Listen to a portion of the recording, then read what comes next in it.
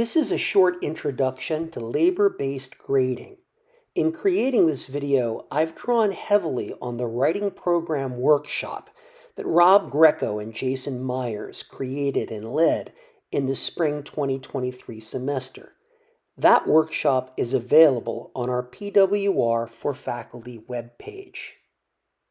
Labor-based grading is an umbrella term that can refer to a variety of grading systems. But in broad strokes, it decenters quality as the primary object of assessment and shifts towards grading certain student behaviors and away from grading final products, usually tests or papers. It may be useful to think in terms of two ways to approach teaching writing. The traditional way is to focus on writing as a product. In the product approach, you teach students what the finished essay should look like, and you work backwards from there.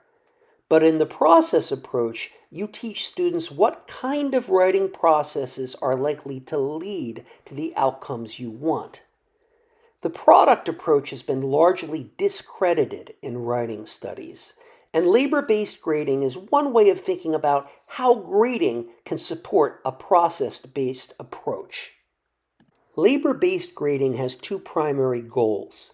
First, it aims to encourage behaviors that lead to long-term success in college. Students often struggle in our courses not so much because they lack content knowledge, but because they lack the soft skills required for academic success. Skills like time management, organization, and a willingness to risk and fail as a process of building skills. Labor-based grading explicitly values and rewards these behaviors over the quality of final drafts. Second, labor-based grading tries to minimize some obstacles faced by students from non-standard language communities. These students speak and write using conventions that often don't match academic discourse, and they're disadvantaged in ways that are not only discouraging, but counterproductive to writing fluently, authentically, and purposefully. Because labor-based grading focuses more on encouraging success-based behaviors and less on the formalistic features of writing, it can be highly beneficial to these students.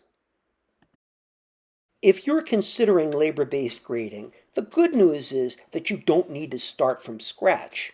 Almost all of us already have some kind of labor-based components built into our grading systems. Things like attendance, homework, completing and sharing drafts, writing reflections, and creating revision plans. The kinds of things that earn credit when students do them, or penalties if they don't, but that we probably don't take the time to assign scores or letter grades. Labor-based grading simply shifts the emphasis towards these behaviors and away from grading quality. At the extreme end, that would mean grading only these steps and not grading the final drafts at all. But any rebalancing away from quality and towards behavior is a movement towards labor-based grading. One important note about not grading drafts, though. Even if we didn't grade the quality of the final draft, most of us would require substantial revision between drafts. So revision would be one of the behaviors that we would most likely grade and expect to see demonstrated at different stages of the writing process, even if that revision did not necessarily lead to better quality in the final drafts. Before I finish up, I want to address some concerns that teachers often have about labor-based grading. I actually had these concerns myself before I began using a labor-based approach. First, you may worry that if you de-emphasize quality, students won't work as hard. I haven't found this to be true. If anything, it's possibly the opposite. Doing the work of the class should be demanding. And because we require and grade behaviors, students can't simply skip doing the homework or coming to class and fool themselves that they can simply write their papers at the last minute. In fact, In his presentation on labor-based grading, Rob Greco discusses how he requires students to keep labor logs to keep track of what work they've done for the class each week. The second concern is that by de-emphasizing quality, we're lowering our standards. This is a trickier problem, and I sympathize with this concern. I think it's important that any labor-based system still be rigorous.